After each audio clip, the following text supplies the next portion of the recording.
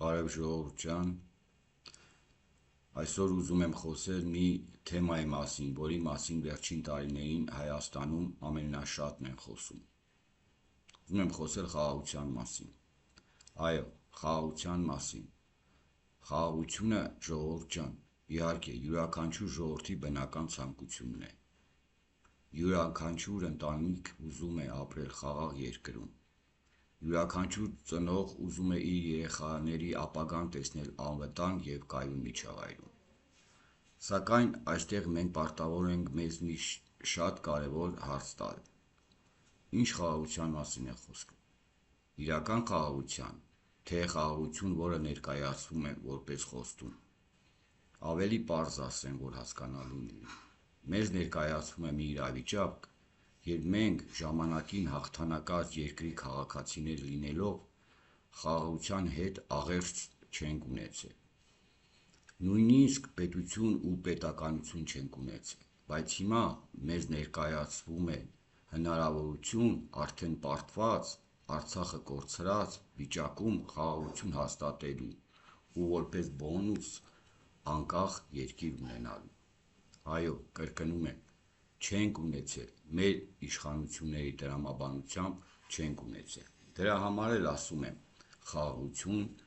որը ներկայացում է որպես խոստում։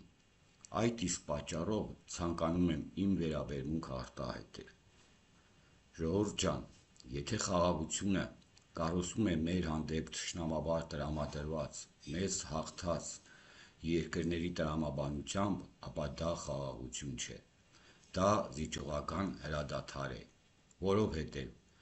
իրավական որևէ փաստաթուղթ չկա, կա նախաստորագրված փաստաթուղթ, կամ ավելի պարզ, որպեսզի ասեմ, պայմանավորվածություն, որը ինչ-ինչ քայլերի, գուցե էլի նոր զիջումների արդյունքում, կրկնում եմ, կրկին գուցե կլինի ենթադրյալ խաղաղությունը։ Այո, դա զիջողական խաղաղություն է։ Այնպիսի խաղաղություն, որը ժամանակավորապես հանգստացնում է հասարակության, թուլացնում է, սակայն իրականում չի լուծում պետության անվտանգության հարցը։ Եվ ես նաև ուզում եմ ասել մի բան, որը շատ կարևոր է հասկանալ։ Եթե մենք ընդունենք այսօրվա իշխանությունների ընձեռնած ճակերտավոր խաղաղությունը,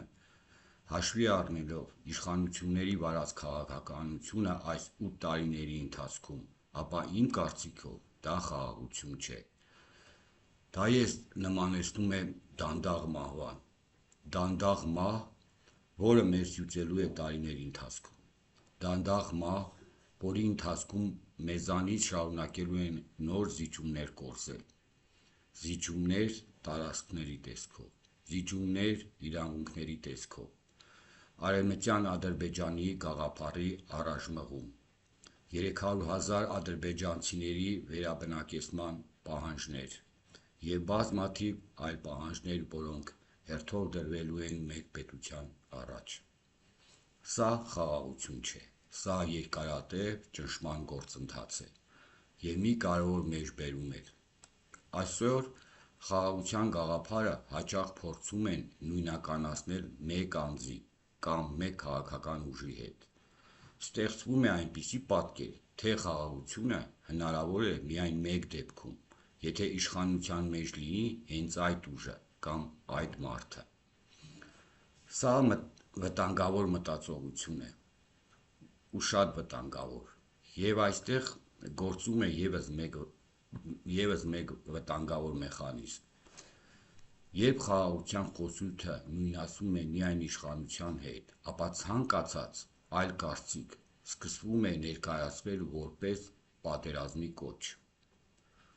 Ստացվում է կեղծ բաժանում։ Մի կողմում ներկայացվում է իշխանությունը որպես խաղաղության ուժ, մյուս կողմում բոլոր նրանք, ովքեր բարձրաձայնում են անվտանգության հարցերը, նրանց փորձում են նույնացնել պատերազմի հետ։ Բայց եկեք մի բան հստակ ասենք. պետության անվտանգությունը քննարկելը պատերազմի քարոզ չէ։ Պաշտպանության մասին խոսելը պատերազմի քարոզ չէ։ Ուժեղ պետություն պահանջելը, ժողովուրդ ջան, պատերազմի քարոզ չէ, դա պետական մտածողություն է։ Պետությունը չի կարող ղեկավարվել վախի տրամադրությամբ։ Եթե ես չլինեմ կամ մենք չլինենք, խաղաղությունը վտանգված է խոսույթով։ Սա պետության կառավարման մեխանիզմ չէ։ Սա հասարակության վրա հոգեբանական ճնշում գործադրելու մեխանիզմ է։ Պետության անվտանգությունն ու խաղաղությունը չեն կարող լինել որևէ մեկի սեփականությունը, չեն կարող լինել մեկ անձի սեփականությունը։ Խաղաղությունը պետք է կառուցված լինի պետության վրա, ինստիտուտների վրա, այո, ինստիտուտների վրա, ոչ թե մեկ մարդու խոստումների վրա։ Եվ այստեղ ես ուզում եմ մի պարզ հարց տալ. հայ մարդ, դու քեզ այս հարցը տվել ես։ Ես կրկնում եմ, դու քեզ այս հարցը տվել ես, որտեղ է այս իշխանությունների կառուցած պետությունը, որտեղ է ինստիտուտները։ Եթե պետական կառույցները գործում են ոչ թե համակարգով, այլ մեկ անձի կամքով, ապա դա արդեն պետություն չէ։ Որտեղ է պատասխանատվությունը։ Եթե յուրաքանչյուր խոսք, յուրաքանչյուր խոստում սկզբից արդեն դատապարտված է ձախողման։ Ցավոք, բայց հաջորդ խոսքի ու խոստման տրամաբանությունը հաճախ ընդհանրապես չի ներկայացնում իրական պատկերը։ Եվ այստեղ պետք է հիշենք մի կարևոր ճշմարտություն։ Մեր հասարակական կյանքի կարևոր մասը երկար տարիներ եղել է Արցախը։ Ժողովուրդ ջան, Արցախը պարզապես տարածք չէր։ Արցախը մեր կյանքի մի մասն էր, մեր հայրենիքի մի մաս, մեր ինքնության մի մասը, այո, մեր ինքնության մի մասը, մեր Արարատ լեռան կարոտից ծնված պայքարի ուժի հատուցումն էր, բայց այսօր փաստը շատ դաժան է, այսօր Արցախ չկա, կրկնում եմ, այսօր Արցախ չկա, ոչ փաստացի, ինչպես կար, ոչ էլ Հայաստանի մեծ մաս, ինչպես խոստացվել էր։ Սա միայն պատմական ողբերգություն չէ, սա նաև քաղաքական որոշումների հետևանք է, սա նաև իշխանության անփորձության հետևանք է, սա նաև պետական կառավարման ոչ կոմպետենտության հետևանք է։ Երբ պետությունը ղեկավարում են մարդիկ, ովքեր չունեն պետական կառավարման փորձ, դրա հետևանքները տեսնում է ամբողջ ժողովուրդը։ Այսպիսի ճակատագիր Արցախ ունեցավ ու դա ամենացավոտ օրինակն է։ Եկեք նաև մի կարևոր ճշմարտություն ասենք, առանց ինքնախաբեության։ Այսօր փաստ է, որ մեր դիրքերը արտաքին աշխարհի աչքում ուժեղ չեն։ Այո, մեր դիրքերը ուժեղ չեն։ Մեր դիրքերը թույլ են միջազգային հարաբերություններում։ Մեզ կարող են ժպտալ, նույնիսկ ծափահարել, որովհետև այլևս ուժեղ սուբյեկտ չենք։ Հաճախ մենք դարձել ենք ավելի կանխատեսելի ու կառավարելի։ Ի տարբերություն մեզ հակադրվող, իր կամքը թելադրող սուբյեկտի, որը հաճախ խնդիր է առաջացնում մեր արդարացի պահանջին ընդդիմանալու արդյունքում, հիմա դրա հարցն էլ է լուծված։ Թույլ ենք նաև ներսում տնտեսությունը հզորացնելու տեսանկյունից։ Սա իրականություն է, այո, սա իրականություն է, բայց կա մի ոլորտ, որտեղ մենք շատ ուժեղ ենք դարձել, դա անողնաշար խոստումների ոլորտն է։ Խոստումներ, որոնք տրվում են առանց պատասխանատվության, խոստումներ, որոնց սխալ լինելը բոլորիս էլ արդեն հասկանալի է։ Եվ հենց այստեղ պետք է սկսվի մեր սթափությունը։ Ես կրկնում եմ, հենց այստեղ պետք է սկսվի մեր սթափությունը, որովհետև պետությունը չի կառուցվում պատրանքներով։ Պետությունը կառուցվում է ճշմարտությունը տեսնելու համարձակությամբ։ Եվ այստեղ գալիս ենք ամենակարևոր հարցին. ով պետք է մոտ ապագայում ներկայացնի մեր պետությունը, ով պետք է բանակցի մեր ժողովրդի անունից։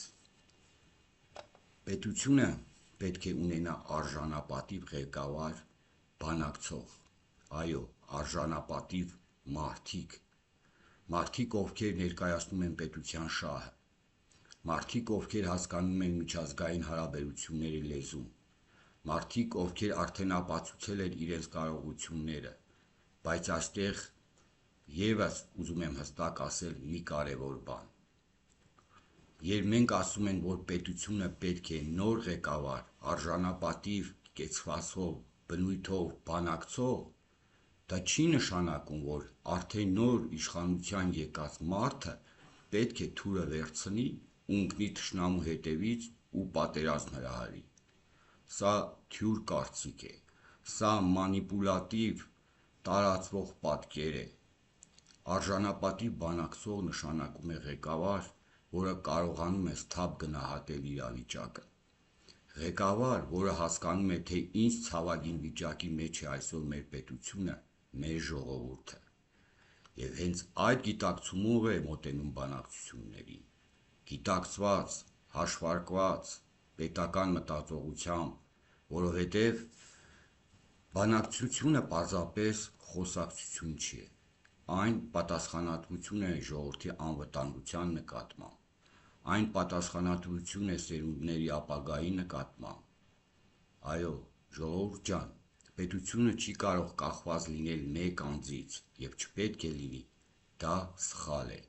Ես կրկնում եմ, պետությունը չի կարող կախված լինել մեկ անձից, ու հիմա այդ մարդն է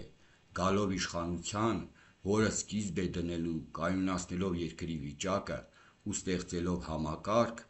գործող պետական համակարգ, հակադրվող յուրաքանչյուր կարճաժամկետ անձակենտրոն շահի։ Այո, պետությունը պետք է ունենա համակարգ, ուժեղ ինստիտուտներ։ Վերջում ժողովուրդ ջան, ուզում եմ այս խոսքը ավարտել մի հիշողությամբ, որը ես անձամբ տեսել եմ եւ զգացել։ Ես իմ աչքի առաջ տեսել եմ իմ ժողովրդի վերածնունդը։ Ես դա տեսել եմ իմ սպիտակի ու իմ սպիտակցիների դեմքով։ Այն քաղաքի դեմքով, որի մի օր ամբողջությամբ ավերվեց։ Այն քաղաքի դեմքով, որտեղ մարդիկ կորցրել էին իրենց հարազատներին, որտեղ մարդիկ իրենց ձեռքերով էին հողին հանձնում իրենց ընտանիքի անդամներին, առանց օգնության, մենակ, որտեղ թվում էր կյանքը կանգ է առել, որտեղ թվում էր մարդին այլևս ուժ չունեն ապրելու, բայց Սպիտակը ապրեց, Սպիտակը վեր կանգնեց, Սպիտակը նորից կառուցվեց։ Եվ ես այդ վերածնունդը տեսել եմ իմ աչքերով։ Այդ պատճառով ես հավատում եմ մի բանի, որ հայը կուղի իր մեջքը, այս անգամ արդեն հավիտյան, մենք կրակի միջով անցած ժողովուրդ ենք։ Մեր պատմությունը ցույց է տվել, որ յուրաքանչյուր ուժ, որ փորձել է նվաստացնել հայ ժողովրդին, վերջում պատասխան է տվել դրա համար։ Այստեղ այդպես եղել է մեր պատմության մեջ եւ այդպես է լինելու է, որովհետեւ մենք ժողովուրդ ենք, որը առաջինը պետականորեն ընդունեց Քրիստոսի խոսքը։ Մենք ժողովուրդ ենք, որը դարերով պահել է եւ փոխանցել է այդ հավատը։ Եվ հենց այդ հավատով էլ մենք հաղթահարել ենք մեր փորձությունները։ Եվ հենց այդ հավատով էլ կհաղթահարենք այս փորձությունը։ Աստված պահապան մեր ժողովրդին, Աստված պահապան մեր հայրենիքին։ Մենք մեծ զարթոնք ենք ապրելու եւ մենք հաղթելու ենք։ Շնորհակալություն ուշադրության համար։